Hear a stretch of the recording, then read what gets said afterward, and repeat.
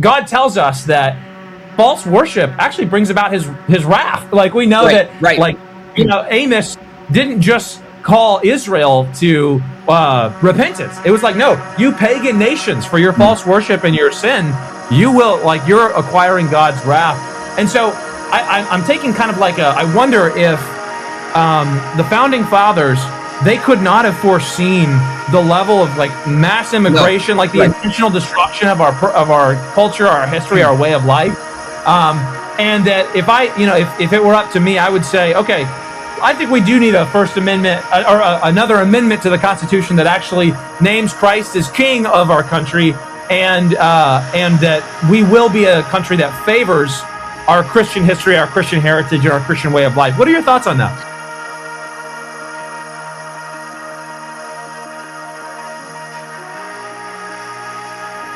Welcome, everyone, to this episode of the Think and Reform podcast. Thank you so much for listening. My name is Luke Saint. Please head over to futureofchristendom.org for podcasts, debates, books, even t-shirts, and announcements. I wanted to share a special announcement that we actually found a debate opponent for our 2026 conference.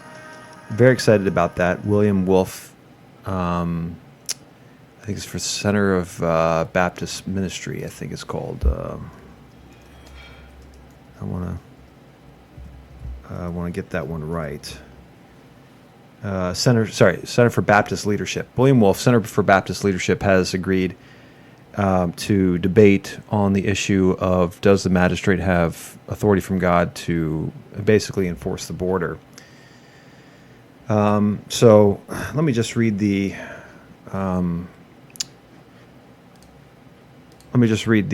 thesis here that we're going to be debating for our 2026 conference here. So, public debate, right? October 16th, 2026 in Ephrata, Pennsylvania. Is the civil magistrate biblically authorized to punish people for crossing a national border? That's the thesis, right? And Mr. Wolf is going to be arguing for the affirmative. I'm going to be arguing for the negative. And so if you sign up today, then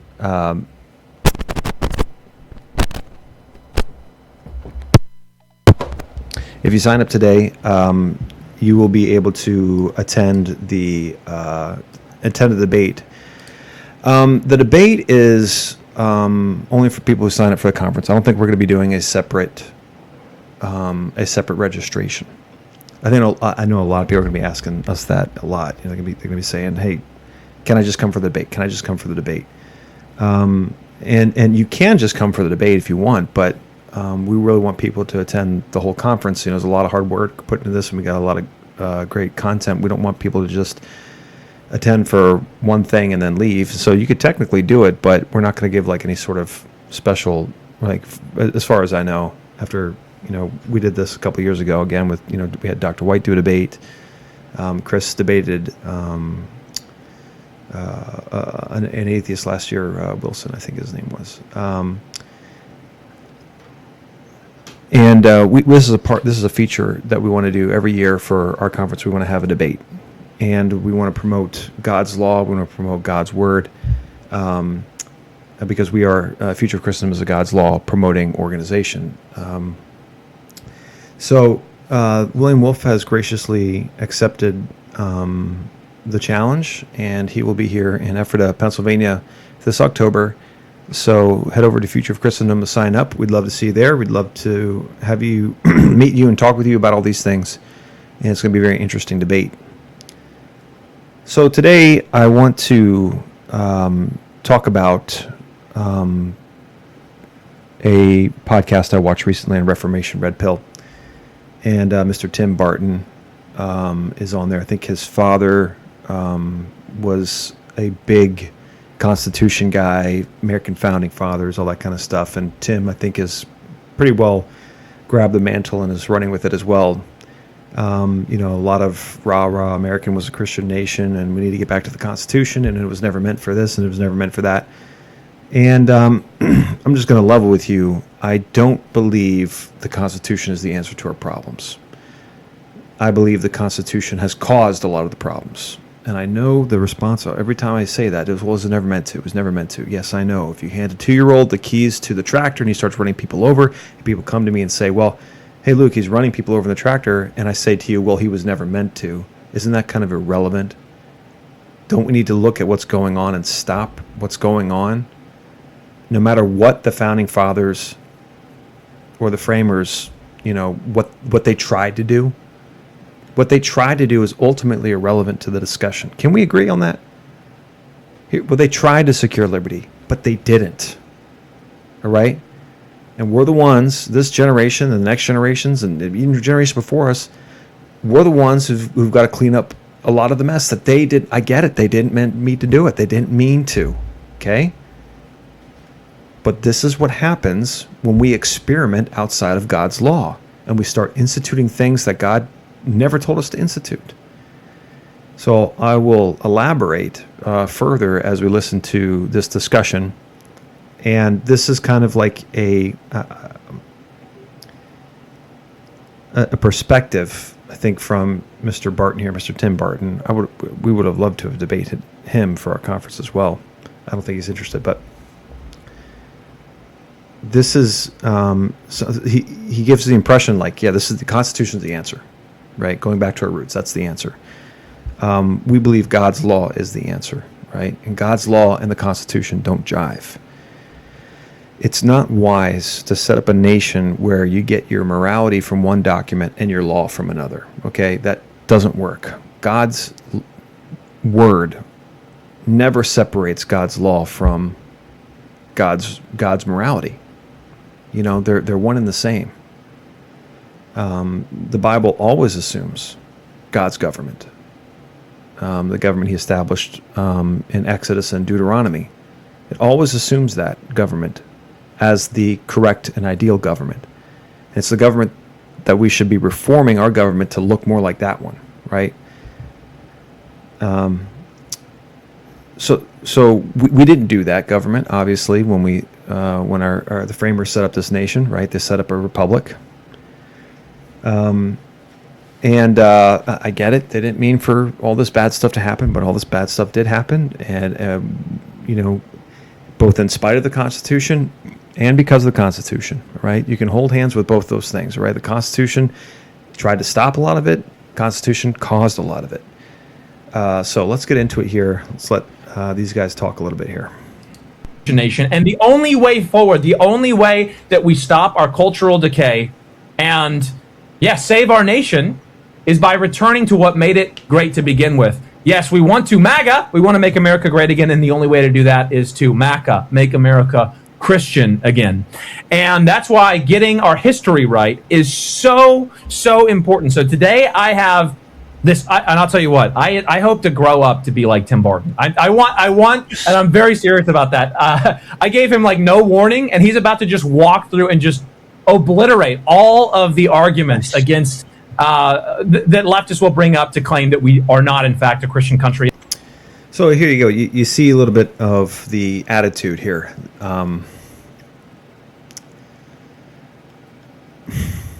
Who's the bad guy? Is it injustice? Is it we've angered a holy and righteous God? With this kind of rah-rah constitutionalism, the enemy is, the enemy is the liberals. That's the enemy. And we're not really, you see this attitude throughout people who really believe that the Constitution is the answer, that the enemy is the liberals. And the Bible never frames it that way. And I agree that, the liberals are disgusting and wicked people, and they're trying to destroy this nation as fast as they can, right? Sometimes the enemy is the conservatives, as the abolitionists have pointed out many times, and they're right. A lot of times the enemy is the conservatives, because they're not interested in God's law. They're interested in conserving whatever we did 50 years ago, and every decade that changes, because we're looking more and more like the liberals. But the enemy is not limited to the liberals. The enemy is sin and wickedness. And that, as people are starting to learn, is on both sides of the aisle here in America. The conservatives and the liberals they when push comes to shove, they're just revealing themselves to be, wicked senior and wicked junior. Is one more wicked than the other? Yes, of course. But when we're trying to talk about justice and truth and righteousness, I submit to you the conservatives are almost as against that as are the liberals. The difference is the liberals know it, the conservatives don't.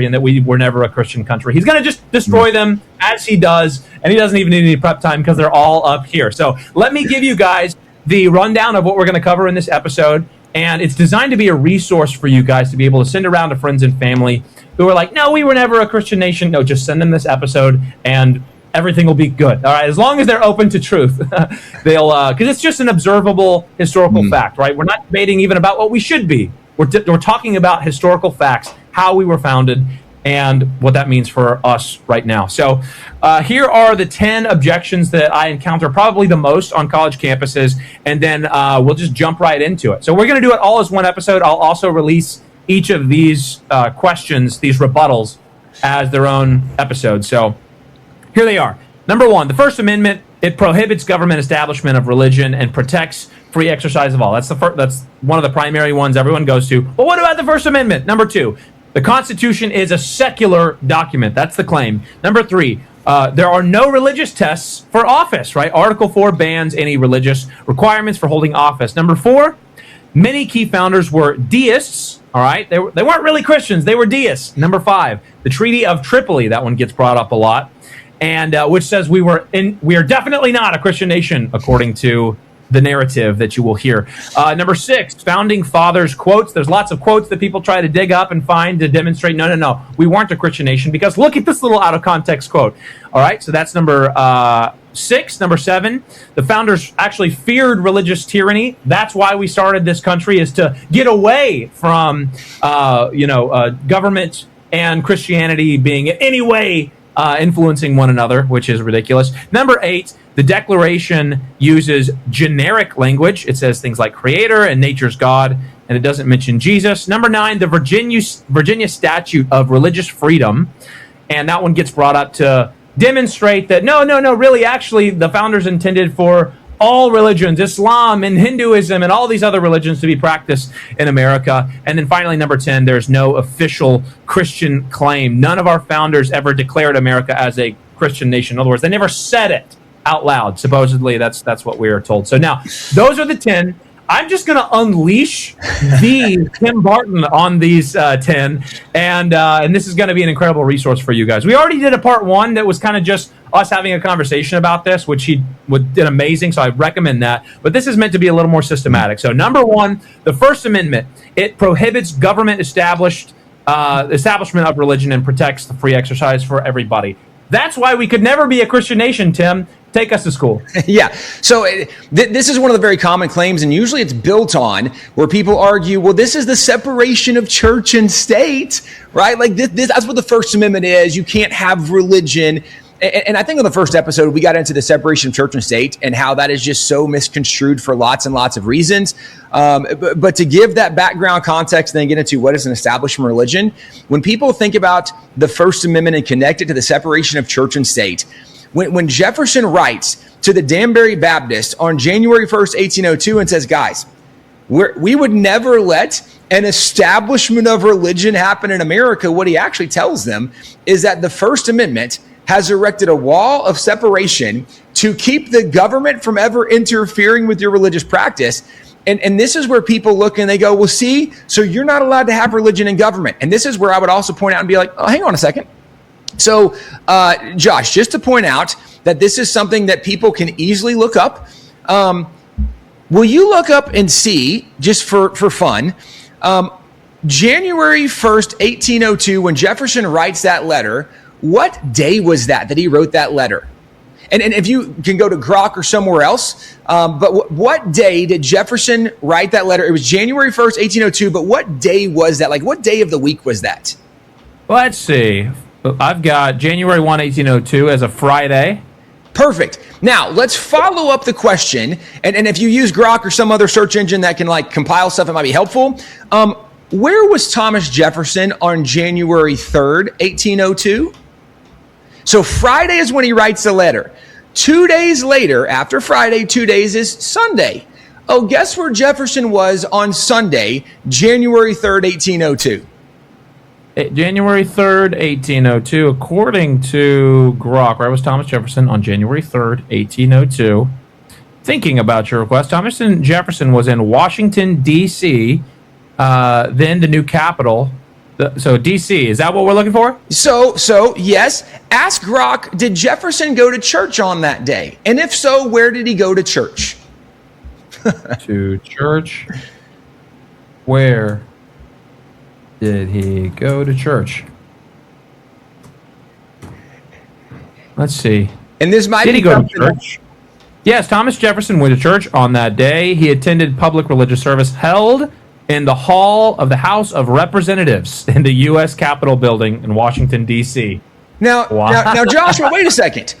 On Friday, he wrote the letter that says separation of church and state. 2 days later, he's attending church in the U.S. Capitol. Now, let me give you some background. Jefferson, as vice president, is actually one of the two people that approved church to be held in the U.S. Capitol. Let me go further. The largest Protestant church in America met in the U.S. Capitol. Jefferson's the one that, first of all, approved that church to meet there. Secondly, when Jefferson was president, all 8 years of his presidency, he attended church in the U.S. Capitol building. Now, wait a second. Goodness. I thought we had a separation of church and state. No. What Jefferson said is the government will never infringe upon your religious freedom, your ability to worship God according to the dictates of your conscience. See, here's what we misunderstand.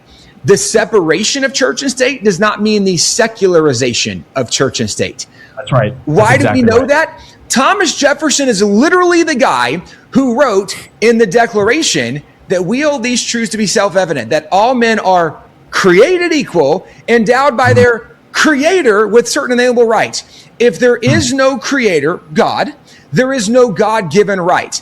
If we secularize America, all of a sudden, we no longer have inalienable rights. The founding fathers never believed in having a secular government. They believed that the government should not dictate that everybody has to be Baptist or Presbyterian or Anglican or Episcopalian or Congregationalist or go down the list. They said, no, you should have the freedom to worship. But here's what's also fun about this. Not only does, and you can, by the way, look this up later, not only does Jefferson attend church in the U.S. Capitol building on that Sunday, the guy that spoke that Sunday was the Reverend John Leland. Oh, hey, here's a fun fact. Guess who invited the Reverend John Leland to preach on that Sunday? Thomas Jefferson. So, of course, Jefferson attends church in the Capitol that he approved, the largest Protestant church in America, meets in the U.S. Capitol, listens to a pastor that he personally invited to preach in the U.S. Capitol. I'm saying all of this because when you actually do some very basic research, you realize, oh, the separation of church and state, that's not what we think it is today. But so let's go back to the First Amendment. The First Amendment says, but Congress shall make no establishment of religion. Right. So Congress can never say we all have to be part of a certain denomination. But the follow-up also is that Congress cannot prohibit us from worshiping, which is also why, like during COVID, this should have been one of the biggest no-brainers when you have government saying, guys, churches are not allowed to meet, but you can go to the pot dispensary, you can go to the strip club, you can go to the bar, you can go to all the, but not the church. No, literally, the government has more authority to speak to all of those other institutions than it does to the church. The church is the one literally protected in the First Amendment that you cannot, government, you cannot hinder our. So, that's a strike against the Constitution in my mind.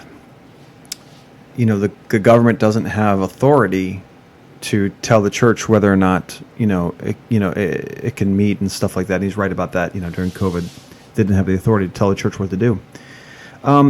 The Constitution, it's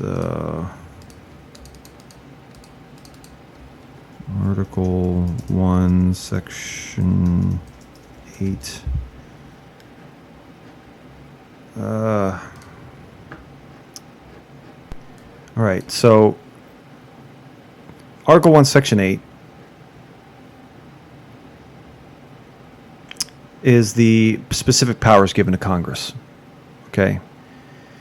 Now, the powers given to Congress, I'm here to tell you, are powers that God does not give to the government. Right? God, when he set up a government, he told them specifically, here's what I want you to do. Justice and only justice shall you follow. Right? Just, that's it. I want you guys to, the purpose of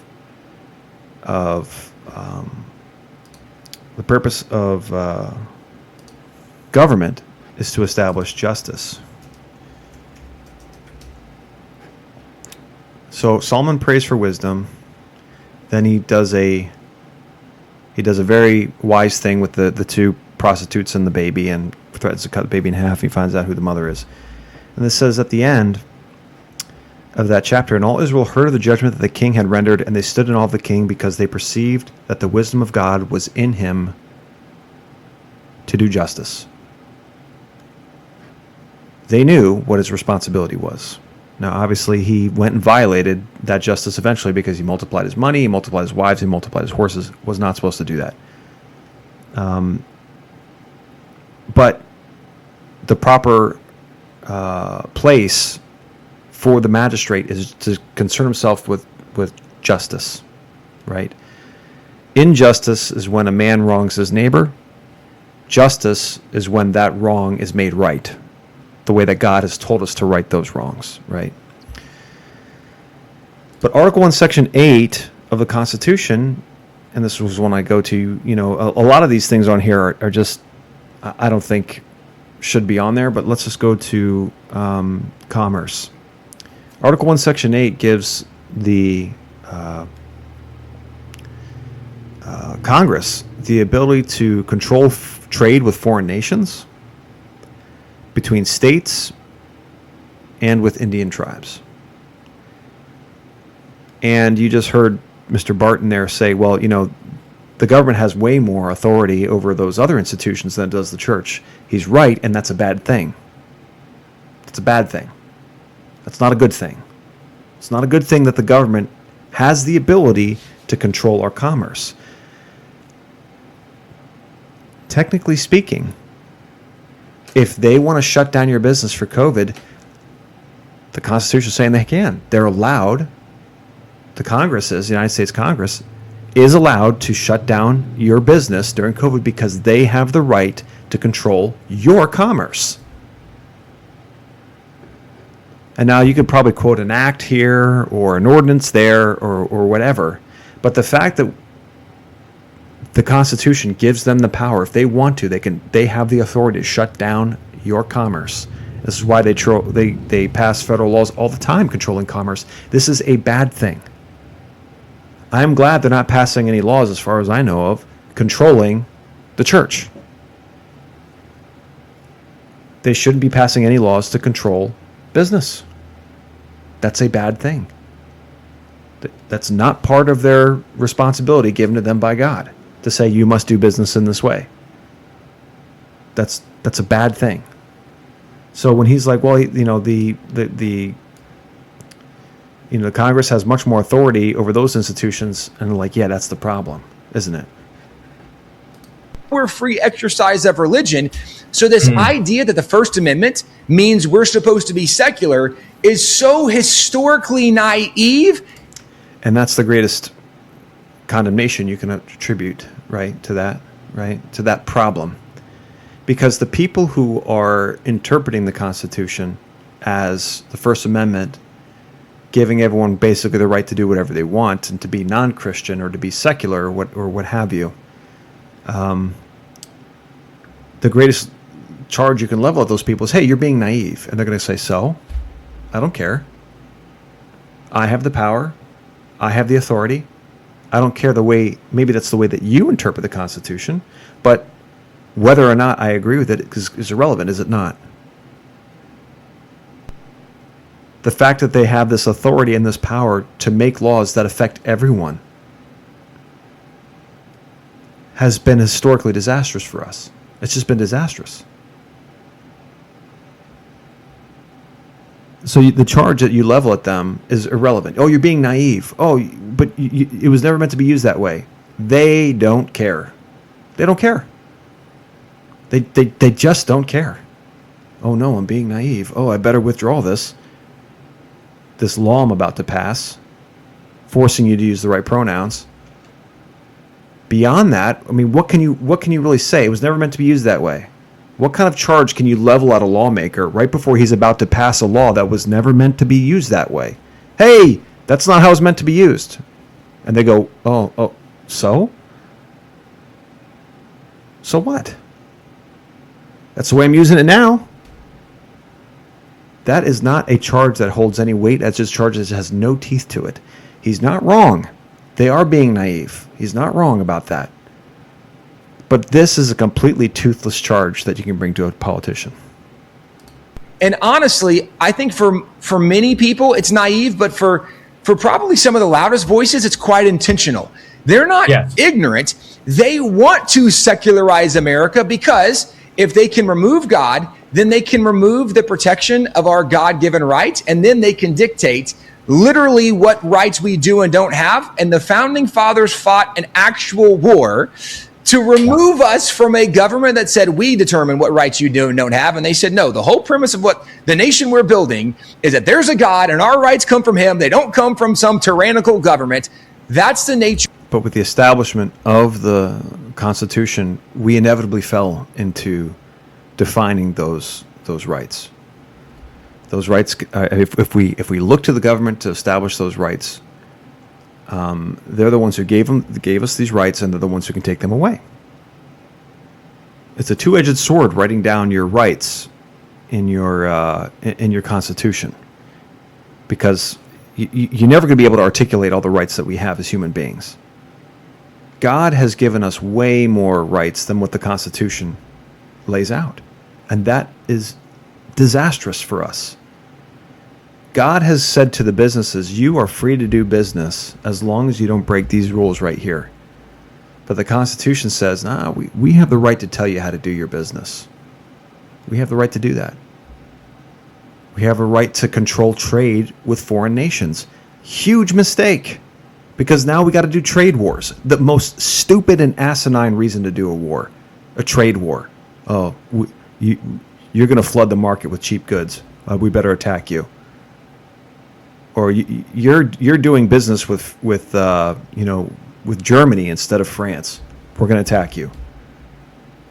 I read a book about the Napoleonic Wars, and it was Austria, France and Germany and Prussia and Russia and England and Hungary and Sweden and Poland, and about every year, one nation would declare war on the other, and it was just a trade war.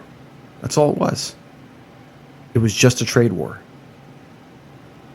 This ability for the central government to control trade with foreign nations is disastrous. It's been disastrous for us, and it's going to be a disaster as long as we have it in there. Of the First Amendment. It was not to secularize America. The founding fathers believed in a separation of institutions, not a secularization of institutions. And we can go way further in that, but that's the big picture general idea. Yeah, that's great. We can cap this point by saying they wanted to remove God so they could become God, so that they could become God unto themselves, and they become the ones who dictate human rights. And not only that, see, we know that the left that is the leftist project, right? It goes back to the garden, right? I don't want you to define good and evil for myself. I want to be the one that actually defines good and evil for myself. And real quick, the quick rebuttal that you can give to somebody who says, "But what about the First Amendment?" You can say, "Tell me the First Amendment. Please quote it to me. Congress shall make no law." The First Amendment is setting prohibitions on Congress from, like you said, establishing a national denomination. That is the purpose of the First Amendment, not not to secularize our country. So that's very well said. Let's go to number 2 here. All right, listen up. If you are a Christian business owner, your website should not be a liability for you. It should be the welcome mat. It should be the front door to your... The Constitution is a secular document. It never mentions God, Jesus, or Christianity anywhere. So, like you might repeat yourself a few times here, but like these will be kind of encapsulated. Also, we'll send them off. So, the Constitution is secular. Take us a test. Yeah. So you can really only make that argument if you. At the same time, you're simultaneously going to have to make the argument the founding fathers were themselves secular, and that's why they gave us a secular document. Now, we're going to tackle that question in a little bit. The founding fathers were not secular. I mean, none of them were secular. There's a couple we might argue weren't Christian. That's the exception, the overwhelming majority of Orthodox Christian. But here's where I would point back to a few more details. So if you go back to some really significant historic research projects. There was one done by a professor from the University of Houston. His name was Donald Lutz, and he recognized that the U.S. Constitution has been the most successful governing document in the history of the world. No nation has lived longer under a constitutional republic, which is a huge deal. We should celebrate it way more than we do. Every September 17th, we have Constitution Day. This year, we celebrate 239 years living under the same governing document. It's amazing for lots of reasons. I wonder why he would say something like that. You know, you had Old Testament Israel that lived under the judges for about 400 years. And we're just past 250 years, right? No, 200. Wait, he's right. 239 years. We just passed that, right? Under the Constitution. But Old Testament Israel lived for 400 years. Pretty well, right? I mean, the last judge that they had was not a tyrannical one. He made Israel swear to him that he didn't take anything, and he did not oppress them. As far as I can tell, none of the judges oppressed the people. As soon as you had kings, I mean, it happened, day one. But I think that's a factually incorrect claim. You had Old Testament Israel living under the same document, the Bible, or God's law, you could say, for around 400 years. But he wanted to look up and see, where did the founding fathers come up with these ideas that made America so successful? And so he said, well, let's go back and review their writings. He said, if we start with their writings from before the Stamp Act, which was 1765, if we go through after the Constitution, after the Bill of Rights, and maybe to like 1800. So you have about a 40-year period we're looking at. And if we just study their writings, we'll really come to know them and see what inspired them. And his thought was with the project, if we take from their writings, anytime we find something in quotation marks, let's go look that up. And if we are able to track back all of the people they quoted and make a running list, we can see who influenced them. And therefore, we will really get an idea of like what his thought was, what Enlightenment thinkers influenced the founding fathers. Now, what he released was in a book called The Origins of American Constitutionalism. It is still considered the most academic review and study of this kind ever done. And what he identified in this is the number one cited individual was Charles Montesquieu. And 8.3% of all the quotes they found in the founders' writings came from Charles Montesquieu. And by the way, they found 3,154 quotes. It took them about 20 years to complete this project because this was something done before the internet was a thing. If we used AI now, we probably could do the whole thing in like a couple hours. But yeah, he selected 15,000 writings.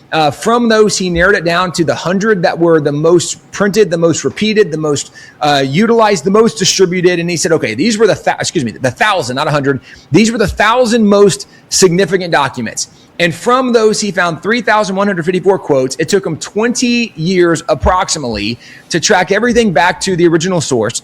And Charles Montesquieu was the number one cited individual. The second most cited was William Blackstone.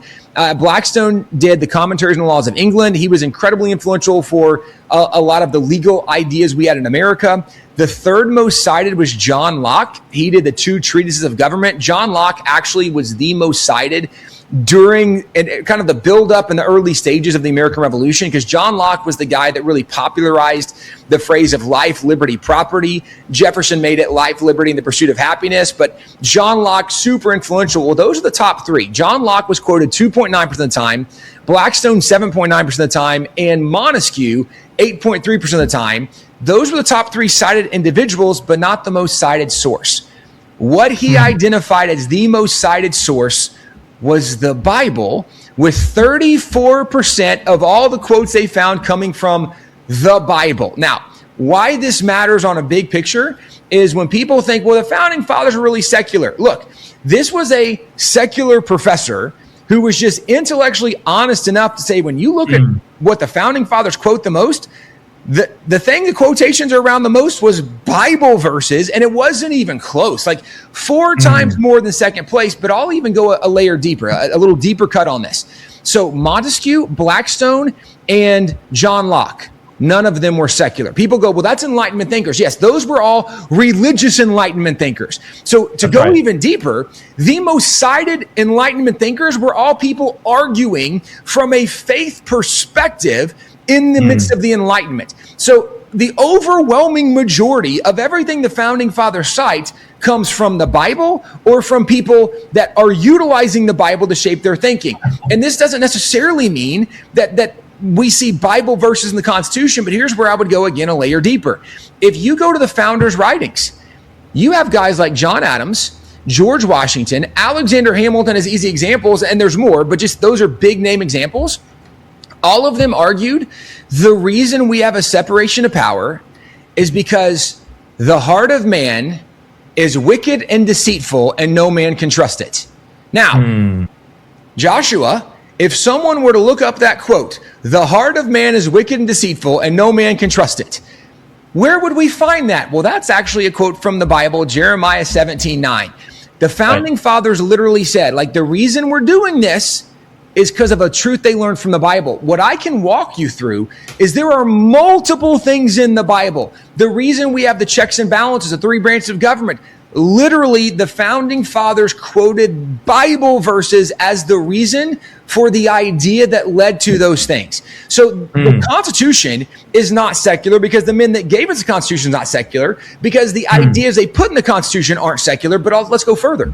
The Constitution, at the very end, it's known as the attestation clause. At the very end, it says, first of all, done in the year of our Lord. So when people say, well, Jesus isn't in there, well, they literally say the year of our Lord, which is a Christian thought and idea. Right. But then they go further. They say, and in the year of our independence. And then they cite it back to 1776, the Declaration of Independence. Why does that matter? Because the Constitution was something they were building on the framework of the philosophy upon which the nation was built. The philosophy of our nation was that we understood that moral truth exists. Why? Because in the first paragraph of the Declaration, it talks about the laws of nature and nature's God. Now, what's the laws of nature and nature's God? Well, that's actually something William Blackstone talked about. He said, which, remember, William Blackstone was the second most quoted individual in the founding fathers' writings. Jefferson wrote that American lawyers studied Blackstone like Muslims study the Quran, meaning like this is the number one book they study. But why it matters is Blackstone says God has revealed himself to us in 2 ways. He's revealed himself to us through creation, and we see that in the laws of nature, and he's revealed himself to us in his word, which we know as the laws of nature's God. And Blackstone actually goes on for like 20 pages, actually probably more, explaining these concepts in detail. So the Declaration starts off with an acknowledgement of something that most Americans in any kind of legal jurisprudence understood. Like, guys, we clearly know God has established right and wrong through what he gave us in creation, through what he's revealed in his word. And from our understood right and wrong, we hold these truths to be self-evident. Like the things that we know are obvious truths from the laws of nature and laws of nature's God is we were created equal. We have rights given to us by our Creator. The issue of that right there was pointed out to me a while ago, and I thought about it, and I believe it's a good observation. These truths are not self-evident. That's the difference, right? These truths are not self-evident. Many people just take that on face value and kind of just agree with it But the truths that all men are created equal are not self-evident. Go to India and tell the people in the caste system there that all men are created equal, and they'll say, of course, it's self-evident. Do you think that's what they're going to say? In China, if you tell them all men are created equal, I think they're going to be like, yeah, of course. The Muslim worlds, where you have those who believe basically and those who don't believe, and even there, from what I understand, the Arabs don't really like the Africans. Do you think they're going to be like, oh yeah, it's self-evident that all men are created equal? Even the atheists, I don't think really believe that. And they're all about what's self-evident and all that kind of silliness. The original wording, we hold these truths to be sacred. I believe that was the original wording, and that was from Jefferson. I think it was Franklin who said, we believe these truths to be self-evident. It's not self-evident that all men are created equal. It's divinely revealed through the scriptures that all men have an equal standing before God, that we're all sinners in need of a Savior, and that we all have human value, and that we should love our neighbor as ourselves. These are divinely revealed truths. These are not self-evident truths. And I think that's been damaging to the American understanding of humanity. That we all just, oh yeah, of course, you come into the world and you can see for yourself, all men are created equal. The opposite, I believe, is true. All men are not created equal. That's the obvious truth. What does it mean by all men are created equal? Without the scriptures, you're not coming to that conclusion. You're just not. That's a luxury of a Bible-saturated culture that takes these truths not as self-evident, but takes these truths for granted. Government was designed to protect those God-given rights. This is the premise upon which the Constitution... Government was not instituted to protect those God-given rights, right? It's been, again, I think, disastrous for us as a country viewing ourselves in terms of our rights rather than the responsibilities. Looking at mankind saying you have the right to do this and you have the right to do that, I think has been bad for us by putting it into our documentation like that. I think a superior way of doing it is what's our responsibility, understanding each sphere, the civil sphere, the church sphere, the family sphere, the business sphere, and the individual sphere. What's your responsibility, right? I think that's superior. What has God told you to do? I know what I'm supposed to be doing, and I know what you're supposed to be doing. And that's how I think many cogs in a machine can work together when they know what the other one's supposed to be doing as well as their own function. Because if I know my function but I don't know yours, regarding the spheres, how could I possibly correct you? How could by what standard can I judge you if I don't know what your responsibility is and you don't know what mine is? And I think a superior way of looking at it through our rights is actually looking at it through what has God told us to do? What are our responsibilities? The Constitution was built. The Constitution is actually the framework. If you start a business, you have a vision and a mission statement, but then you have your operational agreement. The operational agreement is not going to tell you what the vision and mission is, but you don't understand the operational agreement without the vision and mission. And that's literally what they do in the attestation clause is they tie it back to the mission and vision, which was the declaration, saying this is the reason we're doing it. I think the mission and vision was an excellent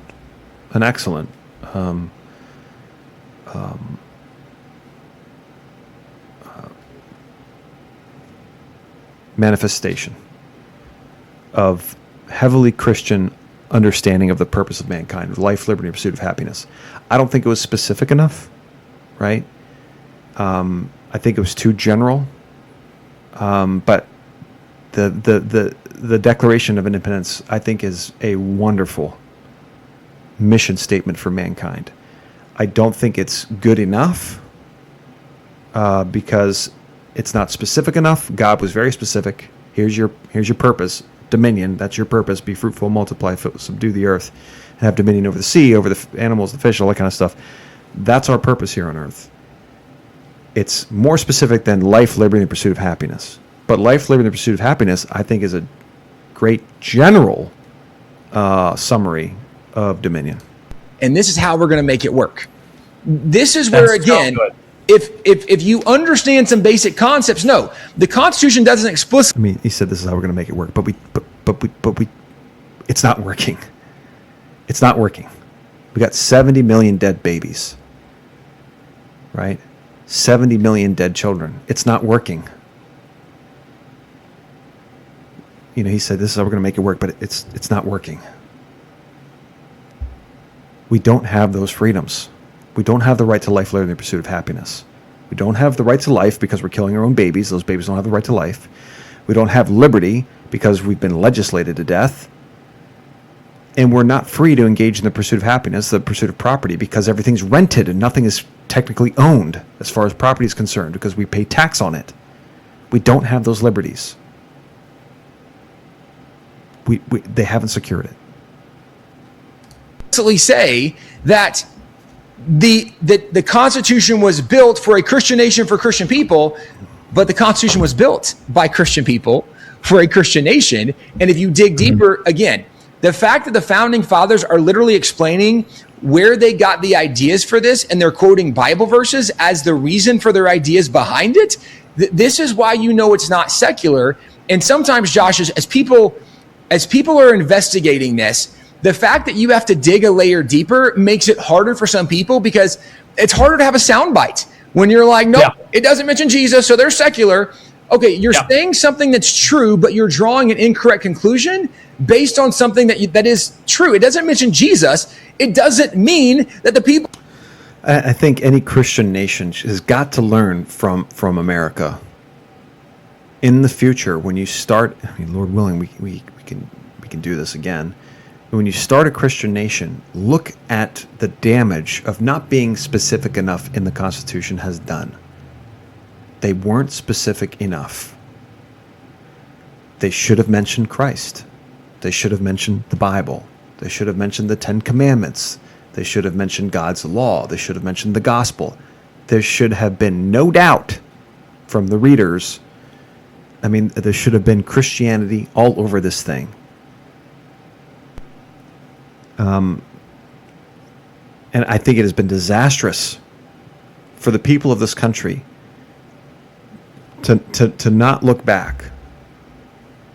To look back and not see a very obvious Christian foundation. Like, there's no question. There's just no question. With the Constitution, I'm not saying that it wasn't Christian, but I am saying there is a question. There's a question back there. And there shouldn't have been. And I think it's been disastrous for us as a nation, because it gives people the capital to be able to say, oh, no, yeah, see, look, we weren't a Christian nation, blah, blah, blah, blah. And people can look at that claim and be like, yeah, I get what you're saying, yeah. Because I look at this and it's, you know, they say the year of our Lord, but that's just a formality and blah, blah, blah, blah, blah. They should never have been given that opportunity to say that. And I get it. The founders didn't mean, the framers, they didn't mean for this to happen, but it's happening. It's happening. And this is what happens when we do government and the way that God has told us, don't do government that way. I'm very specific on how I want you guys to organize yourselves. Here are the officers, here are the laws. And when we stray from that, we get a society that what we have today. People who were there didn't believe in Jesus. So let me give you one more deeper cut. Go as deep as you want to go, Tim. I love it. So I would encourage everybody, and will you look this up too? Because I want people to see that they can find this. So look up in the U.S. Capitol building, there hangs a picture of the Constitutional Convention. It's 20 feet tall. It's 30 feet wide. So look up painting of the Constitutional Convention in the U.S. Capitol. And as you're looking this up, let me give the background story of this. So in 1937, painting of the U.S. Constitution in what? In the U.S. Capitol building. The painting of the Constitutional Convention in the U.S. Capitol building. And when you see the painting, you'll be like, oh yeah, I totally know this picture. Super obvious. Okay. That painting was commissioned by Congress in 1937. And the guy who painted it was Howard Christie. Now, 1937 was 150th anniversary of the Constitution. The Congress said, we have this huge space on a wall that we ought to do something to commemorate this anniversary of the Constitution. So they commissioned Howard Christie to do the painting. Howard Christie was one of the more famous painters of that era. Howard Christie was the guy that during World War I had been commissioned to paint a lot of the war bond posters. So super famous dude. So he's commissioned by Congress to do this. That painting he finished, I think it was 1940 when he finished that. And again, it's a massive painting. 39 guys signed the Constitution. There are 39 heads in that painting. And when he did this, and this is his own acknowledgement, he says he went back to try to study the founding fathers more. He wanted to get to know them so that maybe in the painting he could try to represent maybe some of their tone, their personality, like maybe represent them a little better. And what he identified is as he began to study the founding fathers, he noticed they quoted the Bible a lot, things we're talking about. And in some of their quotes of the Bible, they talked about how much they loved, revered, and respected the Bible. And he says, so I started looking to see when they were together back in 1787, when they did the Constitution, is there a list of what resources they had there? Because he said, I would love to know, like, they had Blackstone's Commentaries on Law, but he said, I want to see what they had because I wanted to know, did they have a Bible with them? He said, because I couldn't imagine people that quoted the Bible that much, that spoke so highly of the Bible, ever would have done something so significant and not had a Bible there. Well, what he discovered is what is still true today, that there's never been found a source where, like James Madison in his writings, he didn't say, here's all the books we had in the room as we're trying to do this. So there's no record of what books they had. But Howard Christie, the guy that does that painting, said, I couldn't imagine they ever would have done something this significant and not had a Bible with them. So I painted an open Bible in the painting. Hey, Joshua, look in the bottom right corner. There's a table. Can you zoom in on your computer and see, do you see an open book on that table? I can't tell, actually. I'm looking close. You might need to get a high-res image so it's on a green tablecloth, and sometimes those images are cropped. Here's what I will tell you. And again, like people can look this up, they can find it, and I can even maybe send you one, we can put it up and post. But what's worth noting about this, that Bible, there is an open Bible on the table in the bottom right corner. It's on a green tablecloth. Because that painting is 20 feet tall and 30 feet wide, when you walk up to that painting, Howard Christie actually wrote words on that Bible. Wow, that Bible. That's very cool. That Bible is open to Matthew chapter 5, which is the Sermon on the Mount. So the most famous sermon. Hold on, wait 1 second. I pulled this up on Grok, and Grok has it shut. And I went to Google, and it was open. So that's kind of, I don't know. That's weird. Bro. I don't know. Brothers, the woke mind virus is not the only poison wreaking havoc on our mental health. Toxins, stress, daily leadership. Head over to Nutricell.store/Reformation and use code Reformation for 10% off your next order.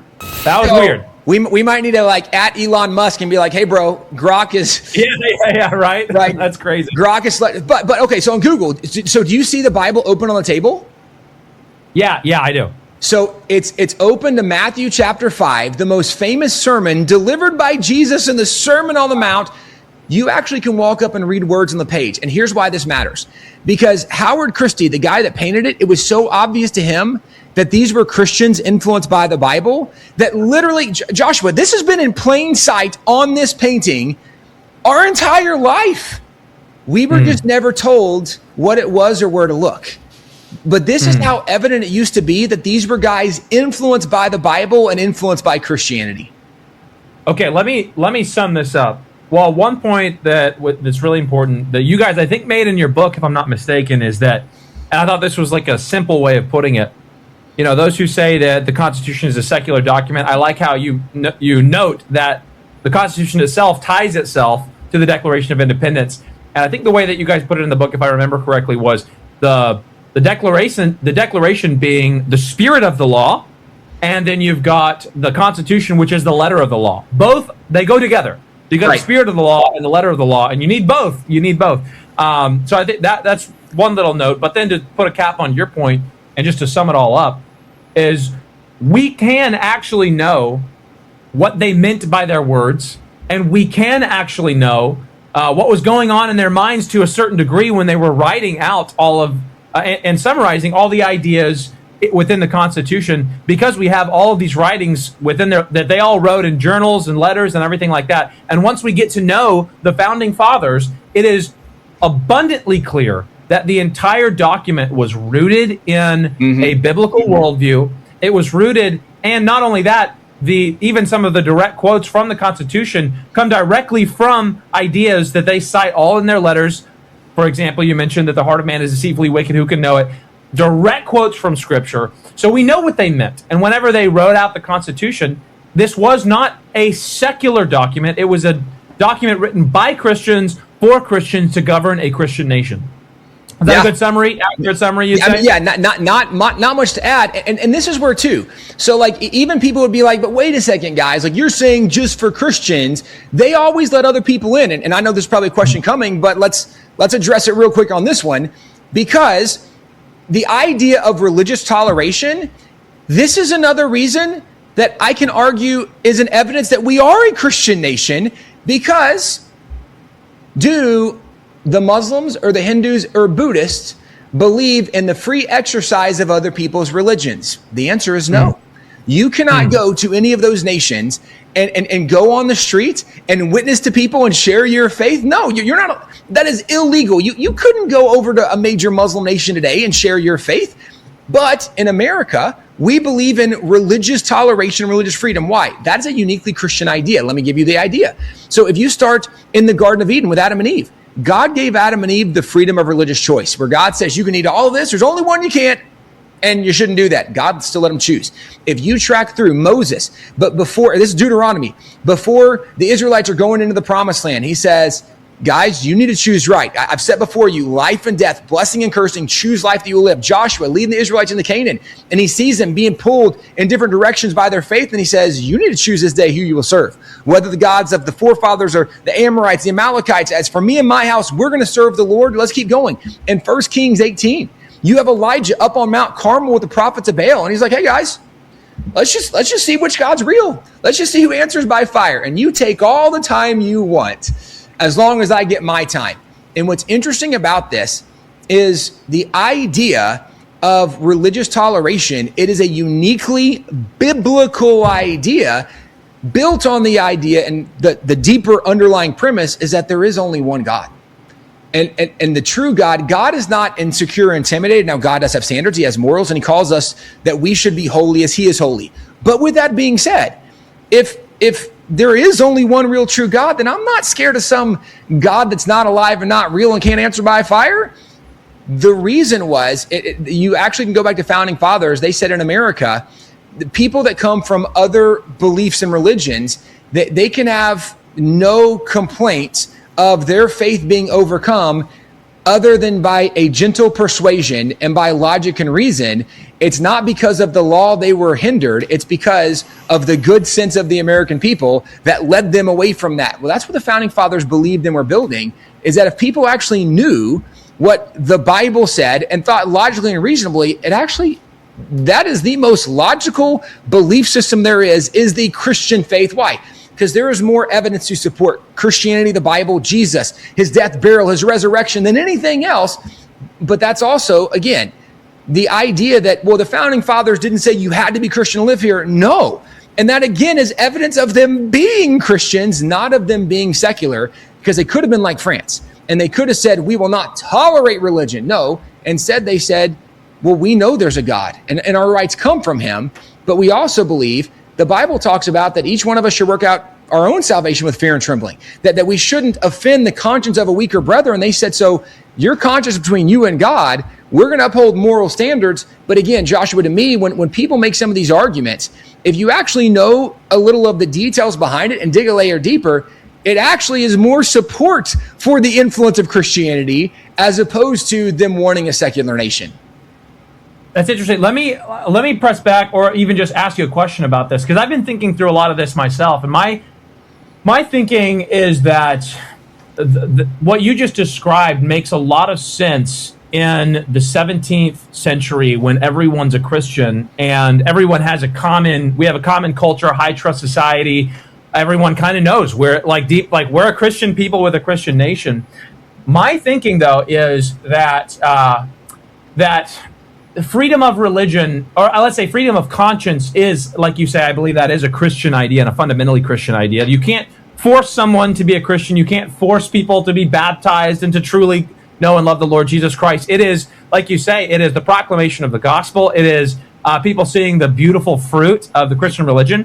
But something that I've been thinking through is that I actually do believe that the civil magistrate has a responsibility to promote true religion and to discourage false religion at a public level, at a public level. So what I mean by that is, just like the kings of the Old Testament were commanded to pull down, the Asherah poles or the high places or the false worship, so too would a Christian nation. It wouldn't permit public displays of false religion, though I would say that, private property would exist. People could worship, according to their conscience wherever. But I think that, generally speaking, the ideal situation would be for a civil magistrate to promote true religion. So in other words, if I were king of America for a day, I would say no calls to prayer. We're a nation of church bells, not calls to prayer. If you are a Mohammedan,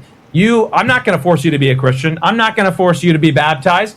But I would say that we're not going to have public displays of false worship, public displays of calls to prayer or things like that. And I would say that because, not because I want to be like cruel or anything like that, but I believe that God tells us that false worship actually brings about his wrath. Like, we know Haymes didn't just call Israel to repentance. It was like, no, you pagan nations, for your false worship and your sin, you're acquiring God's wrath.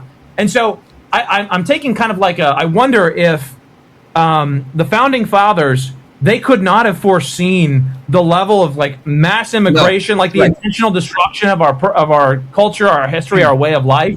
And that if it were up to me, I would say, okay, I think we do need a First Amendment or another amendment to the Constitution that actually names Christ as King of our country, and that we will be a country that favors our Christian history, our Christian heritage, and our Christian way of life. What are your thoughts on that? Yeah. Okay, so this is a very, very important question in my mind. You're seeing two types of Christian nationalism. What should be a collision. Unfortunately, what happens is the two cars pass each other in the night, or the two ships pass each other in the night, with his answer.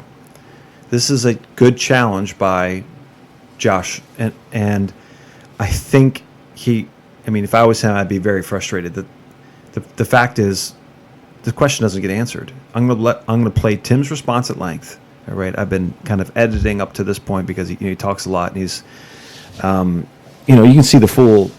It's a good podcast. So you can see the full thing. He brings up a lot of really good material and a lot of very interesting points.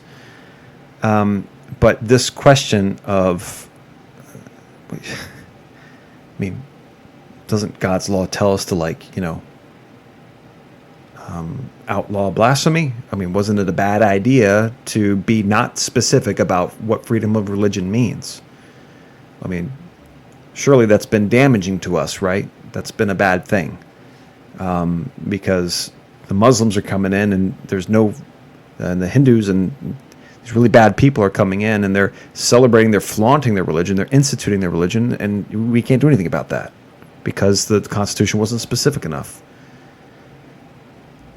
And, if we're all going to be about the Bible, you just spent in the last 20 minutes talking about, hey, we're founded by the Bible. They quoted the Bible a lot.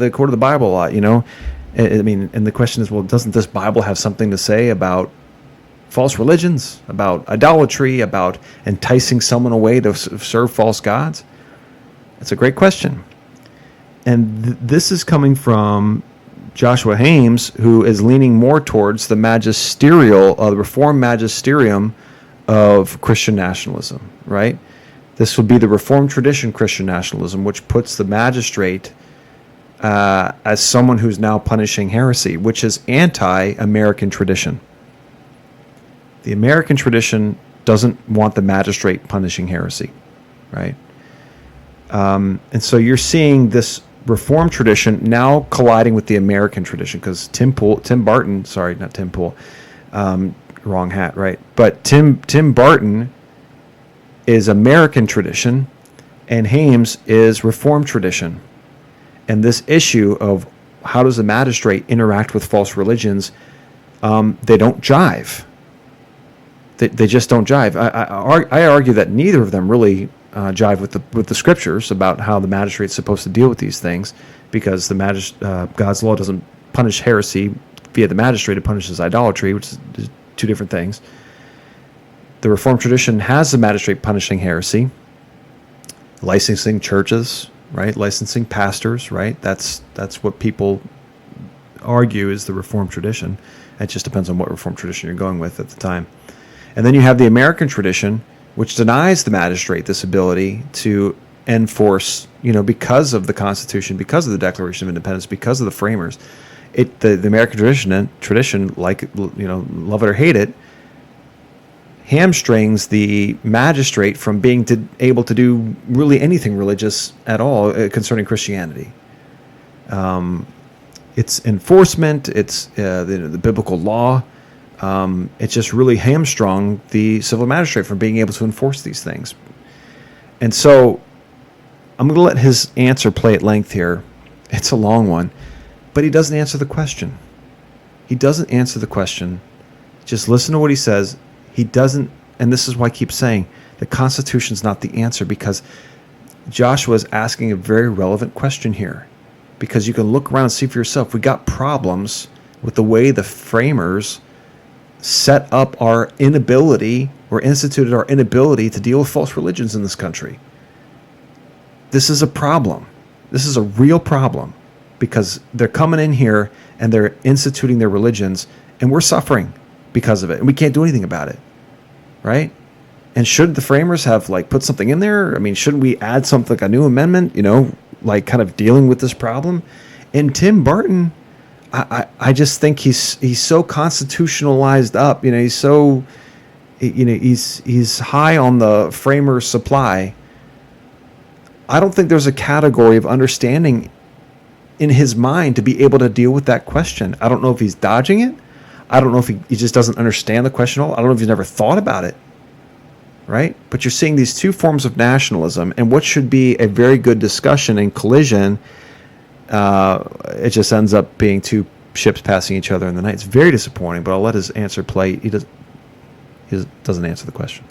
Yeah, so I think, so two thoughts. The first is on religion and morality. The second's on China, but I'm going to connect some dots.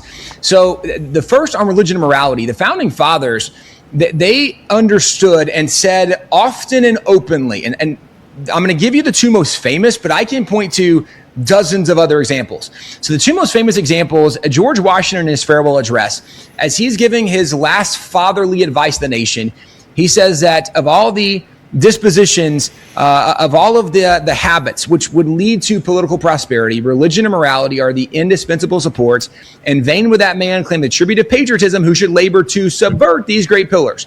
And John Adams, a year and a half later, when he's the president, he writes his very famous letter to the militia of Massachusetts, which, Joshua, I don't know if you've ever read the entirety of that letter. Highly recommend it. It's 5 paragraphs. And I'll put it in the description. Beautiful. So it's John Adams, 1798, his letter to the militia of Massachusetts. He said, it's 5 paragraphs.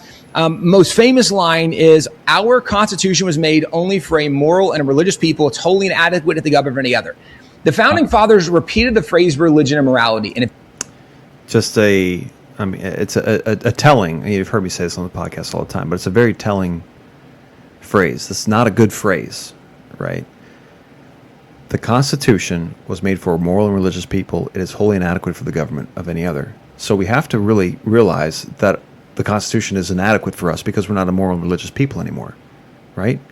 But a lot of the supporters, Tim Barton's not going to say, okay, well, it's inadequate for us. He's not going to say that. That quote from from Adams really puts people who love the Constitution, think we should get back to the Constitution, in a difficult place. Because if it's true that we need a moral and religious people for the Constitution to function, right? And if we don't have a moral and religious people, then the Constitution is not going to work. Can we conclude that the Constitution doesn't work for us today? Because we're not a moral and religious people anymore. We're wicked and godless people who kills our own children, right? And wants to erase God from everything that we do. Are we going to admit right now that the Constitution is wholly inadequate?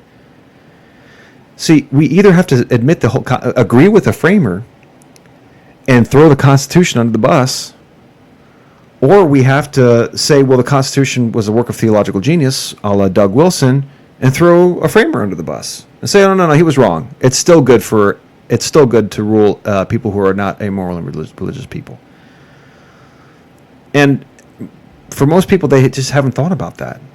God's law is different. God's law claims in 1 Timothy 1, verse 8, it says the law is not meant for a moral and religious people. God's law is not meant for a moral and religious people. God's law is not laid down for the just, but for the unjust, for the lawless and the disobedient, for the ungodly and profane. That's what God's law is for. And then he goes on to list civil crimes. That's who it's for.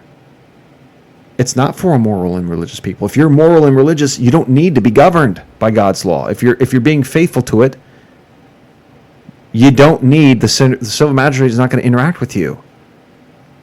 But if you're being unjust, if you're breaking God's law, then the civil magistrate kicks in. That's who it's for. These are two competing philosophies. One philosophy says that our governing documents are meant for a moral and religious people. It can't govern anything else, which means it can't govern the unjust. And God's law is over here saying that's what God's law is for. It is for the unjust.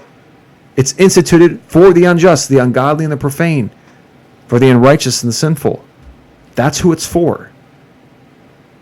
And it has been disastrous for us that we've instituted a government that only governs moral and religious people who don't need governing by their nature. If you're being moral and religious, you don't need to govern. You don't need to be governed. If I'm being a faithful and a good person, I don't need to interact with the civil magistrate. And so if we institute this document that says this only works if everyone minds their P's and Q's, what do we need the Constitution for if we're all being nice to each other? We don't need a government, right? God's law says, no, this only works if God's law only works if there's bad people. If people are being bad, if they're being wicked and godless, that's when God's law kicks in. And I'm telling you, one philosophy deals with reality, and that's God's law. And I'm telling you, John Adams' statement, you love it or hate it, disagree with it, agree with it, and man, it's pie in the sky.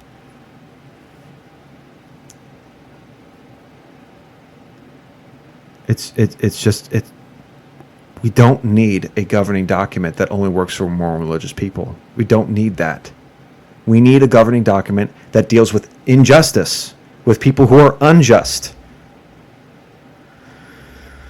And I think that's been a failure. But let's let this guy continue to talk about, totally dodge the question of, hey, shouldn't we be punishing idolatry here? Shouldn't the magistrate be tearing down these wicked statues and stuff? If you actually study their writings a little bit more, they're very clear. It was the religion of Christianity, and morality were the morals of the Bible.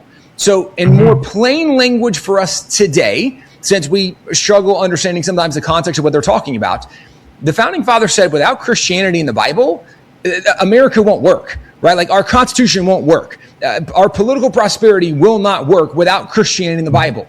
And part of the reason is very self-evident, but it goes back to the idea that we were a nation built on we the people being in charge, that we give freedom to the individual. But if you give freedom to people that aren't influenced by Christianity, that aren't influenced by the Bible, ultimately, if they're immoral people, all they do is immoral things. And then society doesn't function. It doesn't work.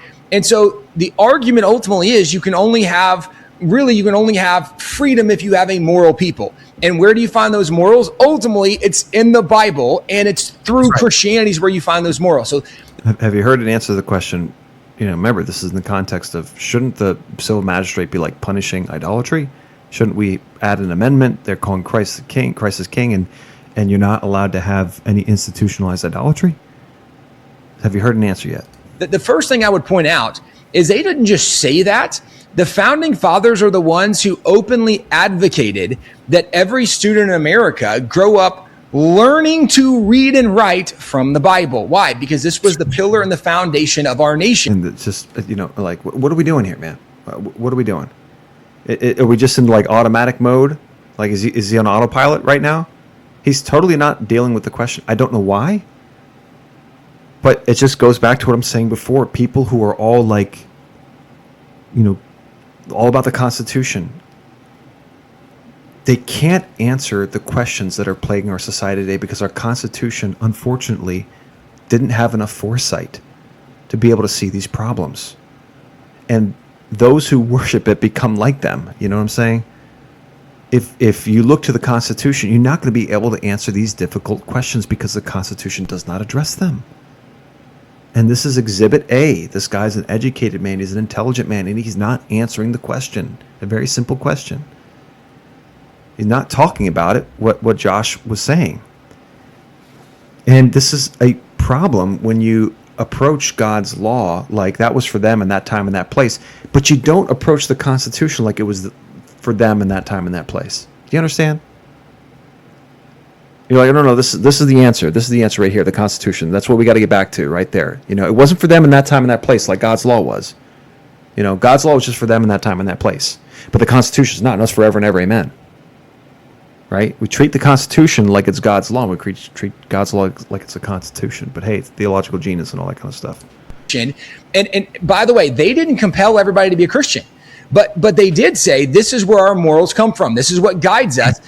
And this is why when you point to people like a Jefferson or a Franklin, people that I wouldn't argue were Christians, but those were both guys that advocated for students to learn the Bible. In fact, when Thomas Jefferson was president, he was the president of the school board here, for Washington, D.C., the District of Columbia, because that's a federal territory. It wasn't until the 1970s that Washington, D.C. became a little more independent, where they had a mayor and they weren't governed by Congress or by the president. So that's kind of a newer thought concept. It used to be directly the president and Congress controlled and ran Washington, D.C. And part of why that mattered is back then the president, again, being in charge of the District of Columbia, the D.C., the president is like a de facto mayor in kind of some ways.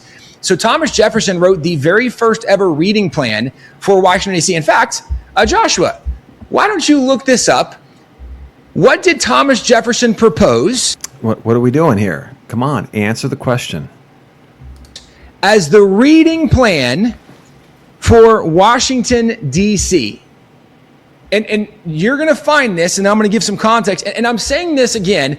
One of the things I want people to understand is that the things I am saying, even though they are counter narrative and culture, they're things that are not historically disputed. Like, these are things you look up and you're like, wait a second. He did this. He said that. He promoted that. It's things that are very different than we think. And again, I'll reiterate, Jefferson and Franklin were two of the least religious founding fathers. And Jefferson, in charge of the school district of Washington, D.C., what did he propose as the reading plan for the school district in Columbia? And here's what, while you're typing that up, I'm going to grok it on my phone too. And I'm going to voice it because it's faster than me trying to type it. Yeah, good call. What did Thomas Jefferson propose as the textbooks that should be read for students to learn to read in Washington, D.C.? ? Now, everybody watching, they're not going to see this, but they heard me ask the question, and Grok is searching. It's doing its thing. It's looking through this, and it's doing a lot of thinking. It's searching a long time. Is yours still searching as well? Yeah, well, I'm trying to figure out, Thomas Jefferson. So here's the question I asked. What did Thomas Jefferson propose as the textbooks that should be read for students to learn to read in Washington, D.C.? That was my question. The answer is the Bible and Isaac Watts' hymnal. That's great. Okay. That's good. So, are we anywhere near the answer to the question of should the civil magistrate be punishing idolatry?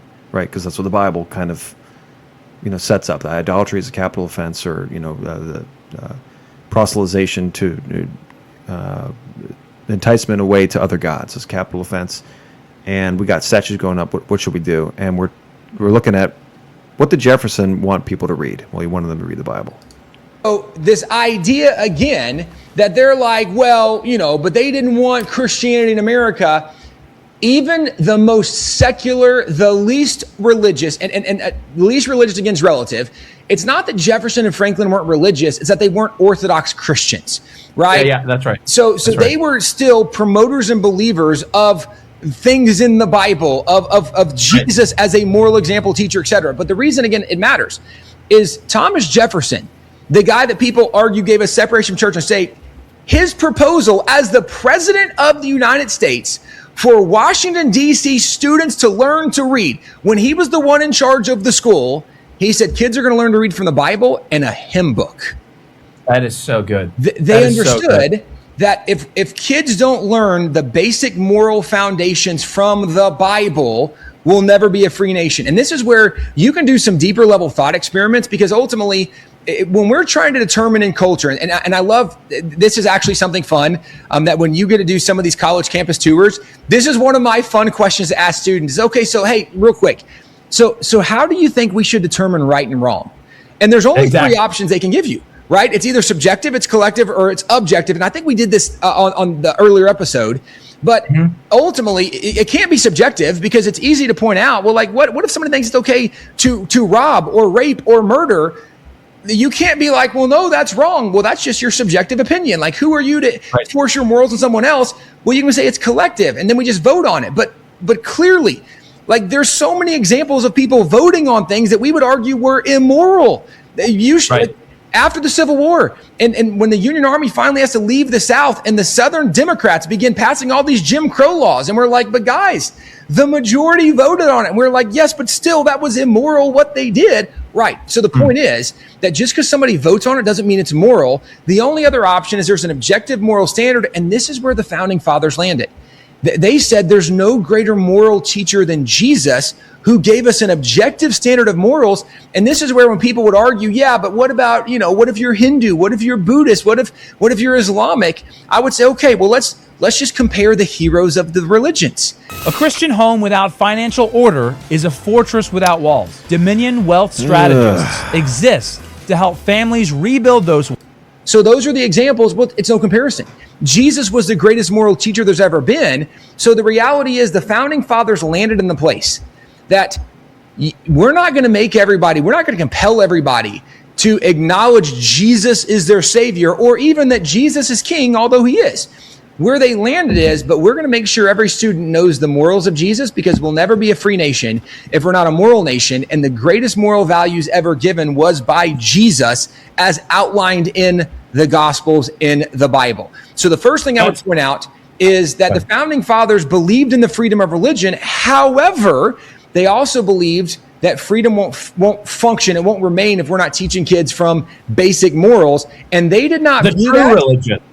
Right. They did not view that as a violation of like the separation of church and state, because they weren't teaching kids you have to be Episcopalian or Anglican or Baptist or Presbyterian or Methodist or Wesleyan. He's answering like maybe like 30 or 40 different questions. And I'm not going to I don't want to attribute anything negative to him, like he's dodging it. The original question, because he's not answering it. He's answering he's setting up all these other questions and answering them, but he's not answering the original question. But again, I just point out that this type of let's get back to the Constitution can't deal with the problems of today. It can't, because the Constitution is a limited document. It can only do so much, and it's someday going to become a museum piece. I guess that's how they used to do government. Isn't that interesting? And we're going to see, with hindsight, we're going to go look back and say, well, that was an incredibly flawed document. Just like we look at the Magna Carta, it was good for that time and that place, but this guy is not answering the question. or what. No. They're just saying, hey, this is what the Bible says. This is the best system of morals. And also they believed it was true. They believed it was real. It was a history book. God is real. This is his word. And so students were learning that growing up. And just like full circle, that stayed in public schools up until the 1960s. That was like standard. Right. Yep. So that was a normal thought in America until like literally recent generations. So the number one thing I would point to is the founding fathers, even though they believed in the freedom of religion, they still believed it was imperative that we promote religion and morality from Christianity and the Bible, or our nation won't survive. Freedom will not remain in this nation. So it wasn't a contradiction for them, but they believed, again, because the teachings of Christianity, we're going to teach our kids right and wrong from the Bible. But part of the right and the wrong from the Bible is that we don't behead people that don't believe what we believe. That's what some crazy other religion believes. That's not what we believe. So that was part of the contrast. But the second example I would give, and why it's different than what we see today with like the Islamification attempts of America, is because it would be intellectually inconsistent. And actually some people are this dumb, so they would support it. But like generally, right, if we looked at China or Russia, like you pick a nation, that Iran, that's opposed to America, and I think it makes total sense to say, you know what? I don't think they should be able to buy farmland and buy businesses and buy homes in America. I think we should actually protect our nation from people that have positioned themselves to be economic opponents, but also potential military opponents. And it is strategically a logical defensive thing for America. Islam is no different than saying like, we don't want Iran to come like buy land and set up and establish and build. It's no different than Islam. And it's not because of religion. It's because what we often misunderstand is, hey, when Muhammad started his faith, there's actually three legs to that table in Islam. There's a political arm, there's a political leg, a military leg, and a religious leg. What happens is they use the religious leg until they can gain some political or military, whichever one comes first. Sometimes they use the military to gain political. Sometimes they use political and then bring in the military to enforce. This is not a religious idea as much as it is a political and military idea. The Muslims are now starting to say what's superior to the bullet is the ballot, right? The ballot is superior to the bullet. We can just institute Islam through the American civil system, right? They gave us legislatures, right? And if we get the right people in those legislatures, we can pass laws, right? And we can repeal laws, right? The Congress shall not make, right?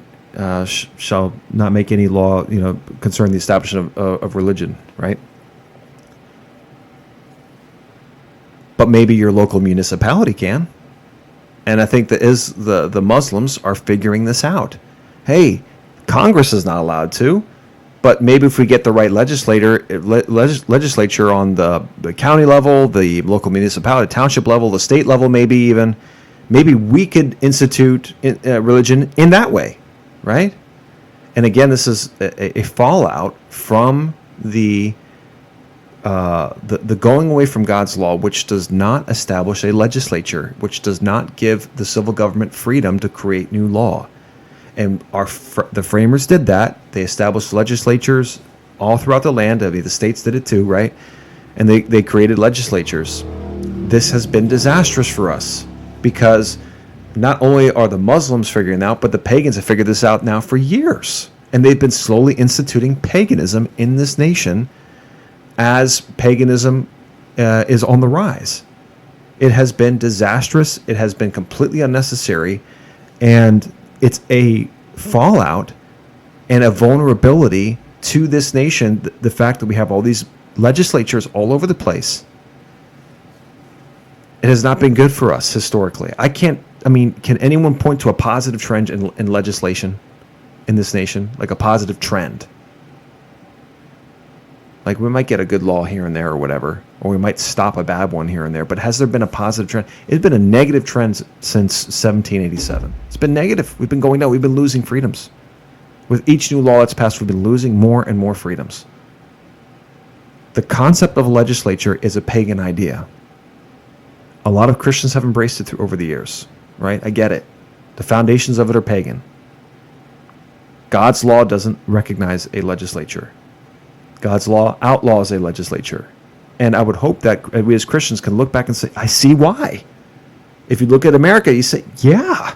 If we had America 1776 without a legislature up to this point, oh my goodness, can you imagine the freedom we'd have? There was no income tax back then. I'm not sure how they did taxes back then, if they did property tax and all that kind of stuff. I know there were taxes. You didn't have the freedom to kill your baby back then. That wasn't a protected right. Making aggressive movements towards someone didn't count as assault. We had blasphemy laws on the books. I'm not going to say it was paradise or utopia and the law system was perfect, but brother, can we agree that since we've instituted legislatures, all the laws have been trending the wrong way, and there's been no positive trend? Can we look at history and just hold hands across America and say that if there was no legislature established in 1787 up to now, we would be so much better off? Can't we agree on that? All these laws, all they've done is really just harm us and made it illegal for us to do the right thing. And they've given power to the wicked and they've taken power away from the righteous. Can we say that? Or is that too much? And again, this is what Muhammad literally taught. So this is not about the freedom of religion.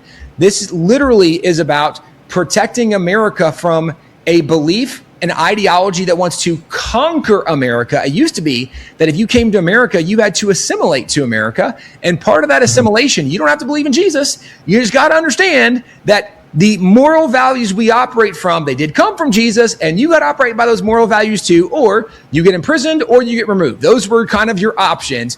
Because we have so secularized our nation today, and because we are so secularized it through the legislature, historically ignorant of who Muhammad was and of what Islam has done. And by the way, like, just look at what's happened in Europe over the last couple of years, and it becomes 100%. Incredibly evident the game plan from a lot of the Islamic regime. And this is not to say that everybody who is Islamic has the exact same motivation, but it would be very naive when you look at a belief that has nearly 2 billion people that are part of it.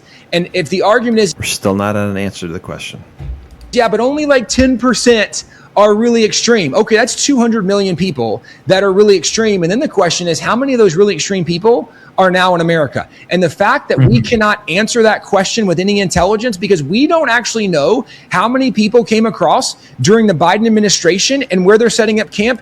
And by the way, even during the Biden administration, when they warned that there could be black swan events, which are terrorist attacks on homeland soil, and those terrorist activity could come from Asian individuals that came across in mass droves, military-age males. But the bigger threat that the Biden White House identified was actually from some of these Islamic extremists that are in America. And they didn't come to peacefully practice their belief.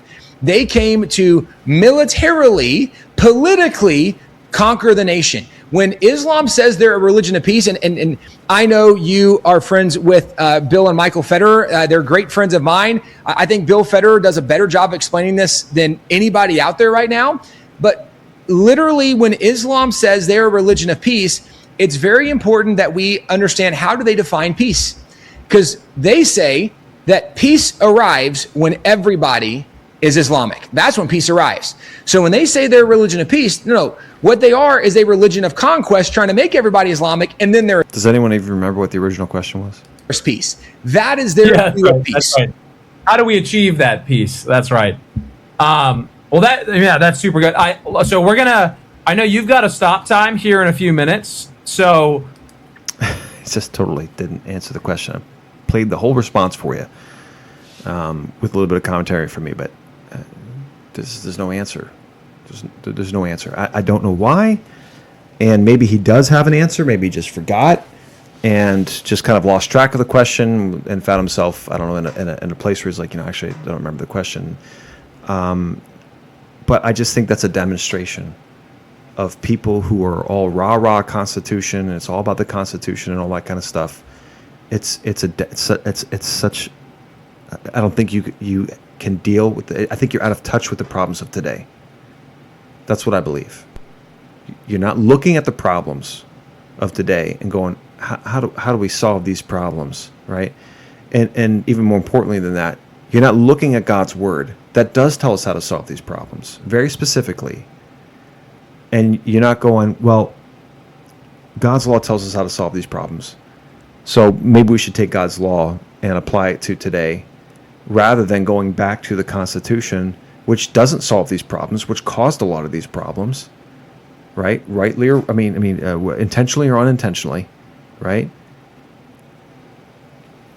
You know, there's so many proverbs. You know, there's a way that seems right to a man, but its end leads to death, right?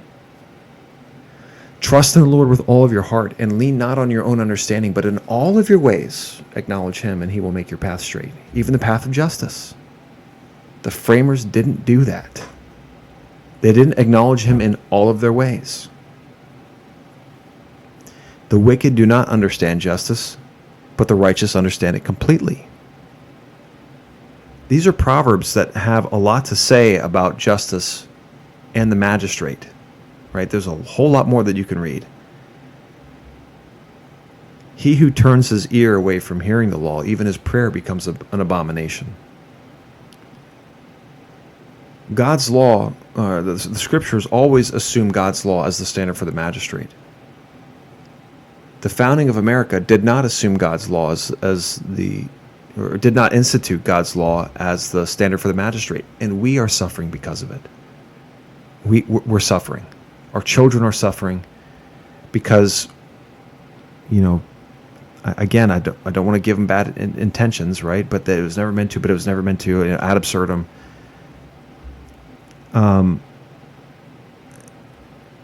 Because we did not institute God's law the way that it's written, and we weren't faithful to it. You know, people say all the time, "Oh, isn't it great?" The framers, they quoted Deuteronomy more than any other book. I say, well, it's great that they quoted it, but it's quite a shame that they didn't institute it, right? It's quite a shame they didn't really follow it, right? They went more with Rome, and then they went more with Greece, and they went more with, you know, Enlightenment principles than they did with Deuteronomy, right? We look a lot more like Rome. We look a lot more like Rome today than we do Deuteronomy. You look at what's holding up our courthouses. That's Roman columns. There's a reason for that. And the legacy and the heritage of the Constitution, I think, is going to go down in history as something really bad. Really bad. Just like maybe not really bad, but I think it'll probably go down similar to the Magna Carta. Like, it was good for that time, but there's a lot of weird stuff in it. And we got to let it go as a people. If we want reformation, the Constitution is not going to survive it. The Constitution is not going to survive reformation. There's just too much institutionalized tyranny, institutionalized statism in the Constitution. And if we want to be faithful to God, we've got to hold up biblical law. If to be faithful, we've got to find the Constitution wanting, because they're not the same thing. They have different standards of justice. They have different laws. They have different morals. It has been disastrous for us that it calls itself the supreme law of the land. God's law should have been the supreme law of the land. They should have said that specifically. Yeah, I know. They didn't intend it. Okay, I get it. But we've got to deal with the reality of the situation. That the Constitution is now doing more harm than good.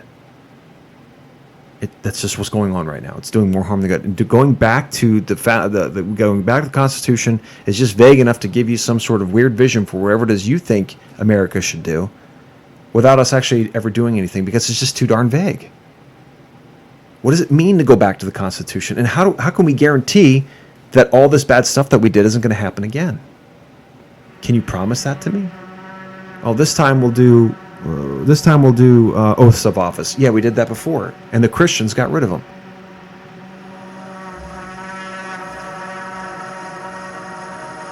to the law and the testimonies. If they be not of these, there's no dawn in them. And unfortunately, Christians nowadays are saying to the Constitution, if they be not of this, there's no dawn in them. It's been disastrous for us as a people. We've got to let the Constitution go as the standard for how governments operate. We've got to go back to the law of God. And when I say go back to the law of God, I mean very specifically, hold the magistrate to that standard. That's what it means to go back to the law of God, to be a prophetic voice to the magistrate. Here's what God's law says. Here's what you should be doing. That's what it means. Lord willing, someday we'll go back to that. Thank you so much for listening to the Think and Reform podcast. Head over to futureofchristendom.org and check out our website. And remember, my friends, think and reform.